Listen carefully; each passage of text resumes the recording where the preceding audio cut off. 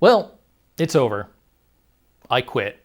I'm pretty much done with direct to consumer sales, like basically consumer sales of any kind, trying to build a brand and sell to consumers. Most people are probably aware that a few weeks ago, Zwift launched their own remote control that has, well, greater functionality than Kommander currently offers. Really, what this kind of comes down to is if you're a small company and you want to maintain ownership and you don't have a unicorn product or idea, it's very hard to get any meaningful traction anymore. You could make certain aspects of sports technology revolutionary, but if you don't take a huge investment and spend that money on marketing and spend that money on keeping it in the limelight and search engine optimization and now influencers, you really don't stand a chance. So this video is basically to kind of go over everything that resulted in the demise. And I think the reason why I'm doing this is a closure for myself personally, because I have been delaying this decision since before January. January was when I think in my heart I had decided I'm done. And I thought if I could recover mentally, that maybe I could come back. But in this case now, when there is such a well-funded competitor that has already made a few decisions on how they're going to deal with protocols, there's no real competing. So for those who don't know what Kommander it was basically a 2-button remote, and you could do single, double, triple clicks, long presses, continued long presses. It had 2 jacks on the side that a handful of people actually made use of. When you were outside, it was in a private ant mode. You could control your cycle computer, so with the gesture, so double clicking or long pressing could do other things. When you were inside, it was a BLE keyboard. Initially launched, everything was hard-coded, really targeting Zwift, but then we made it more, you could fully customize it, but there was certain features that could only exist in the hard-coded. So you could switch back and forth. So like pressing 1, 2, 3, 4, 5 in sequence by holding a button. We couldn't easily do that without a lot of kind of pointless coding. We had several betas figured out. So when we launched, we then launched a Zwift steering mode because we reverse engineered it, made it public. Several companies used it. Great. We had a lot of other features that were internal or some beta. So ANT plus shifting relay. So the idea is we would capture if you have an electronic shifting group, our protocol would take priority. So we would receive what gear you're in and retransmit that. That only was beta. We never got that out. We never got it approved. We did Zwift steering 2.0. Yes, we did crack very quickly the second version of Zwift steering. It wasn't actually that hard, I think. And then we were actually approached by several other companies and people who also cracked it. So, but because of how it worked, never released it. We also had fake gears. So the idea is when you're on a bike trainer, pressing the buttons would activate fake gear shifts and would adjust your trainer resistance accordingly. And there's a few other little things that I'm missing. We got through fatigue testing on our remote buttons, but they still weren't quite, well, actually with nylon, they were good enough, but we never released them. And we never got to the point of properly injection molded mounts. We stuck with the 3D printed ones, and we had some embrittlement, but yeah, very few complaints, surprisingly. Very, very few complaints there. First thing to talk about is, 2022. We had been selling through 2021, and in the beginning of 2022, kind of around Christmas, New Year's, an article comes out saying a racer uses this on Zwift while he's doing his indoor training and competitions, and the last unit sell out. Now, months earlier, we had placed a meaningful sized order for our RF modules in August, I believe, of 2021. and they were supposed to be delivered in November. Then it got pushed to December. Then it got pushed into early 2022, I think March.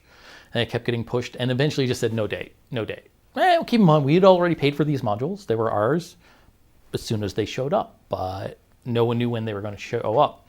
One of the other things to keep in mind, this is the exact same chipset used in the Apple AirTag. And guess who gets priority? Well, certainly not the RF module manufacturers. Just saying. So, if we had chosen a different chipset, but, well, why don't we change modules? So early into 2022, started looking at the plan of, let's change modules. Well, we have to redo plastics. We had thousands of plastics already. Print it with the FCC and IC and all that stuff. If we change, we can't remove that. We have to rerun new plastics. Well, if we're rerunning new plastics, we should fix the tooling for the issues that we've seen, because our warranty rate, it's not bad, but it wasn't great. We really need to get that back down. And so that would mean updating things. And that was all based on bad tolerancing. So I put off and put off and put off. And in come September 2022, I redesigned the board and ordered a small volume of around 200 or 300 modules of something that was high availability, but it was going to be really tight. So I ordered them, knowing that we'd have to have 10 or 20 to see if we can even fit it into our plastics. Well, with that much money thrown away again, I got sick with the disease that shan't be named, and I had lots of effects from it. I had a lot of brain fog issues, and I was doing 2 major contracts at the time, causing me to work about 70 plus hours a week, because consulting is what keeps the lights on. It's what pays for my bills. And you'll find later, it's what actually pays for everyone else's commanders too. So I was working my butt off, got sick, and it was hard to recover. And then tried to move and paint a house and moving stuff. And in the middle, I was starting to get free cold weather. So it was -20 out, and my lungs were not having it. And it was backbreaking. It was physically destroying me, and while trying to deal with these contracts. So really, 2022 was a really difficult year for me. So with those modules showing up, it physically turned my stomach.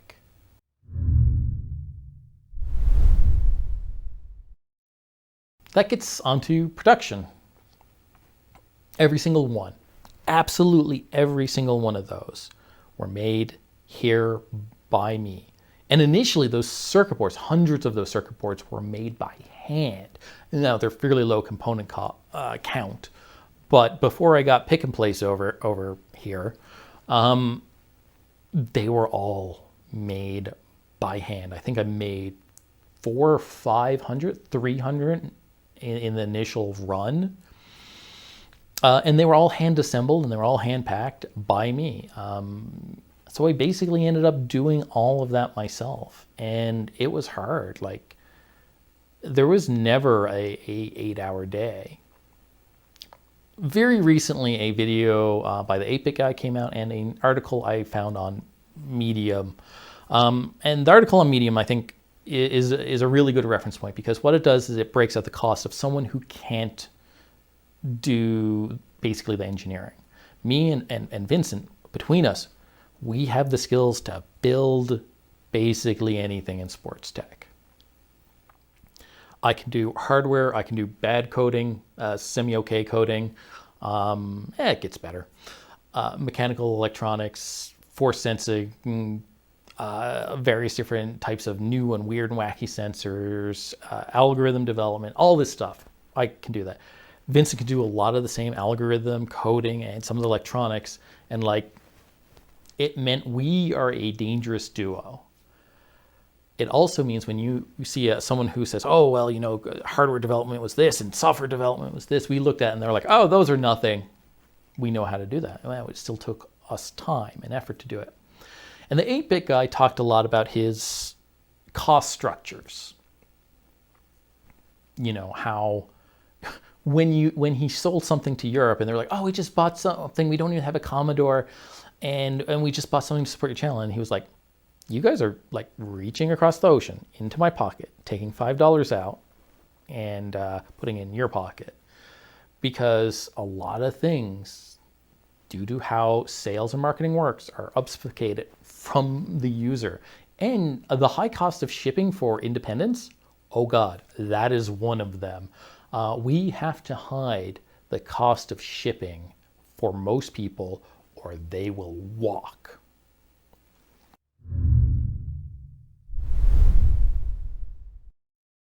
So I guess come January, you think, oh yeah, you know, everything should be back to normal.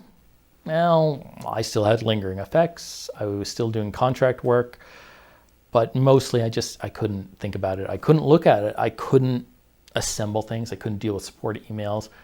I didn't want to do it anymore. It was no longer fun. There's, you know, for every time you try and make a customer happy, you're losing money. And that's fine to a point, but eventually there's people out there, customers that you can bend over backwards, you can give them next day shipping of spare units, you can send spare batteries and extra pouches and this and that. And 18 months later, they say, I want a refund.